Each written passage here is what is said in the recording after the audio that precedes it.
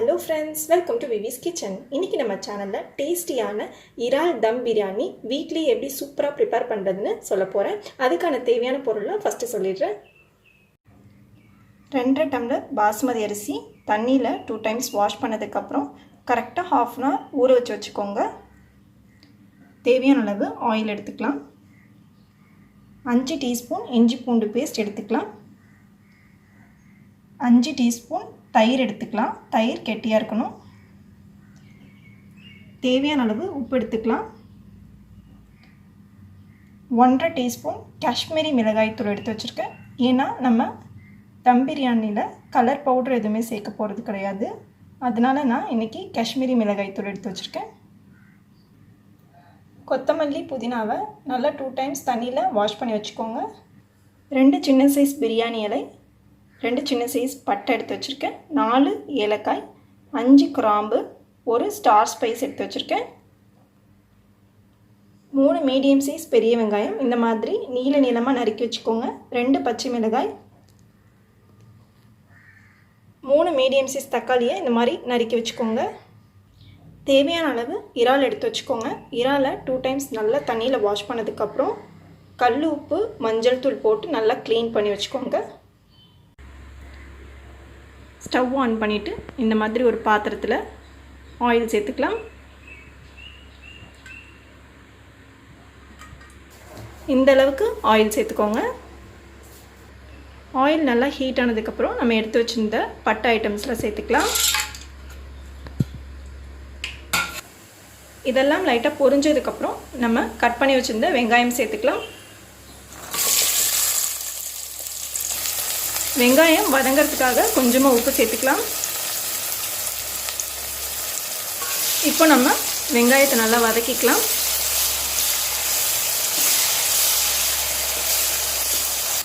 வெங்காயம் இந்த மாதிரி நல்லா வதக்கிக்கோங்க. இன்னும் ஒரு 2 மினிட்ஸ் வதக்கணும். ஏன்னா வெங்காயம் எந்த அளவுக்கு வதக்குறீங்களோ அப்போ தான் தம் பிரியாணி ரொம்ப டேஸ்ட்டாக இருக்கும். பாருங்கள், வெங்காயம் இந்த அளவுக்கு சூப்பராக வதங்கியிருக்கு. நீங்களும் இந்த அளவுக்கு வெங்காயத்தை நல்லா வதக்கிக்கோங்க. நெக்ஸ்ட்டு நம்ம இதில் கொத்தமல்லி சேர்த்துடலாம்.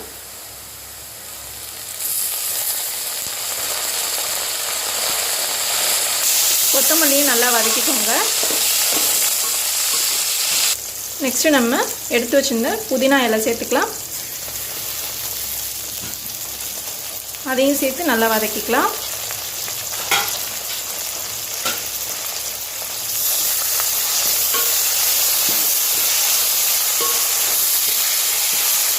இது ரெண்டும் வதங்கி வரதுக்காக கொஞ்சமாக உப்பு சேர்த்துக்கோங்க. உப்பு சேர்த்ததுக்கப்புறம் இதை ஒரு வாட்டி நல்லா மிக்ஸ் பண்ணிவிடுங்க.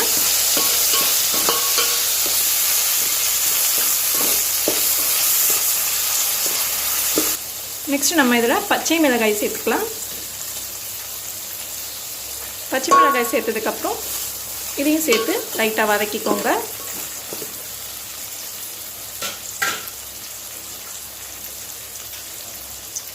நெக்ஸ்ட் நம்ம எடுத்து வச்சுருந்த காஷ்மீரி மிளகாய் தூள் சேர்த்துக்கலாம். மிளகாய் தூளோட பச்சை வாசனை போகிற அளவுக்கு நல்லா ஃப்ரை பண்ணிக்கோங்க. நெக்ஸ்ட் நம்ம எடுத்து வச்சுருந்த 5 டீஸ்பூன் இஞ்சி பூண்டு பேஸ்ட் சேர்த்துக்கலாம். இஞ்சி பூண்டு பேஸ்ட் சேர்த்ததுக்கப்புறம் இதை நல்லா மிக்ஸ் பண்ணி வதக்கிக்கலாம். இஞ்சி பூண்டு பேஸ்ட்டோட பச்சை வாசனை போகிற அளவுக்கு நல்லா வதக்கிக்கலாம். நெக்ஸ்ட்டு நம்ம 5 டீஸ்பூன் தயிர் சேர்த்துக்கலாம். தயிர் சேர்த்ததுக்கப்புறம் இதை நல்லா மிக்ஸ் பண்ணி கலந்து விட்டுருங்க. நெக்ஸ்ட் நம்ம கட் பண்ணி வச்சுருந்த தக்காளி சேர்த்துக்கலாம். தக்காளி சேர்த்ததுக்கப்புறம் அதுக்கு தேவையான அளவு உப்பு சேர்த்து தக்காளியை நல்லா வதக்கிக்கலாம்.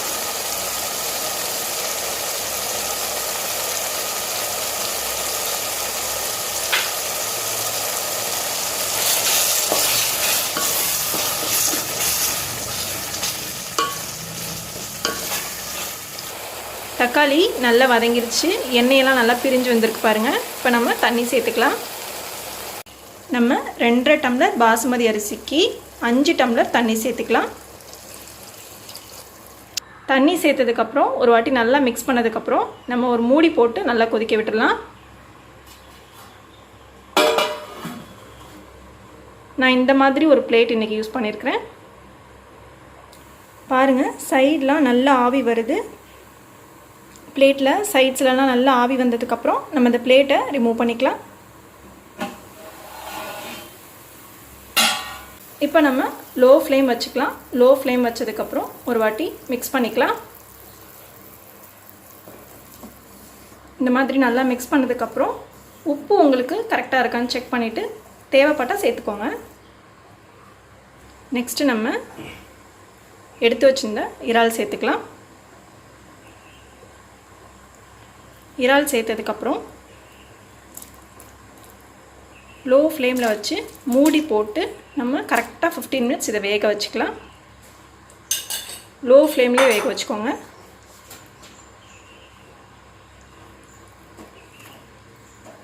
இந்த மாதிரி லைட்டாக மிக்ஸ் பண்ணிக்கோங்க.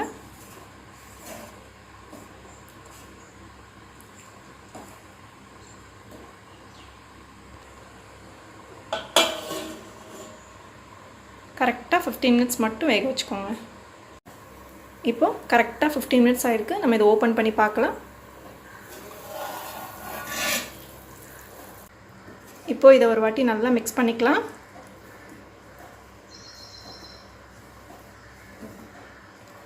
இப்போ நம்ம தண்ணியெல்லாம் நல்லா வடிய விட்டதுக்கப்புறம் பாஸ்மதி அரிசியை நம்ம சேர்த்துக்கலாம்.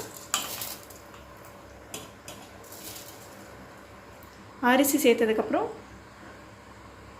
இதை லைட்டாக மிக்ஸ் பண்ணிக்கலாம்.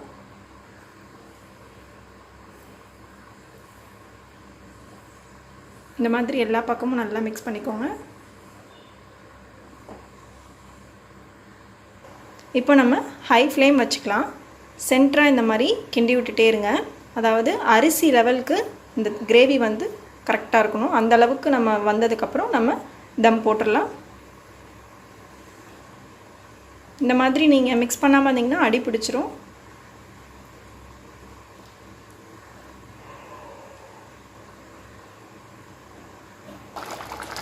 இந்த மாதிரி நம்ம ஹை ஃப்ளேம் வச்சுருக்கிறதுனால நல்லா மிக்ஸ் பண்ணி விட்டுட்டே இருக்கணும், இல்லைனா அடி பிடிச்சிரும்.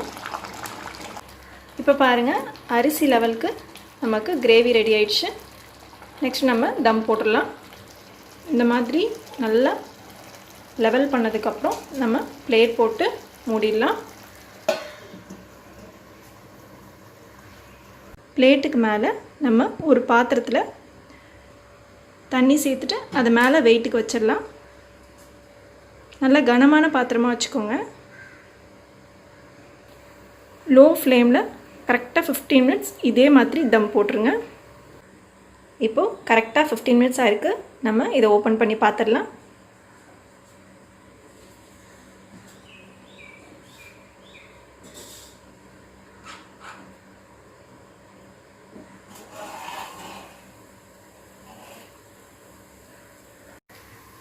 அரிசியெலாம் நல்லா வெந்திருக்கு. ஸ்டவ் ஆஃப் பண்ணிடலாம். நீங்கள் 15 மினிட்ஸ் தம் போட்டதுக்கப்புறம் ஓப்பன் பண்ணி பார்க்கும்போது சைடில் கொஞ்சமாக தண்ணி நின்றுச்சு அப்படின்னா நீங்கள் எக்ஸ்ட்ரா ஒரு 5 மினிட்ஸ் தம் போட்டுக்கலாம்.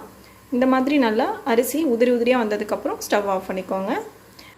நம்ம யூஸ் பண்ணுற அடுப்போட ஃப்ளேம் பொறுத்து டைமிங் மாறலாம். ஸோ நீங்கள் 15 மினிட்ஸுங்கிறது நீங்கள் எந்த அளவுக்கு அரிசி நல்லா வேகுது அப்படின்னு பார்த்துட்டு நீங்கள் தம் ஆஃப் பண்ணிக்கோங்க.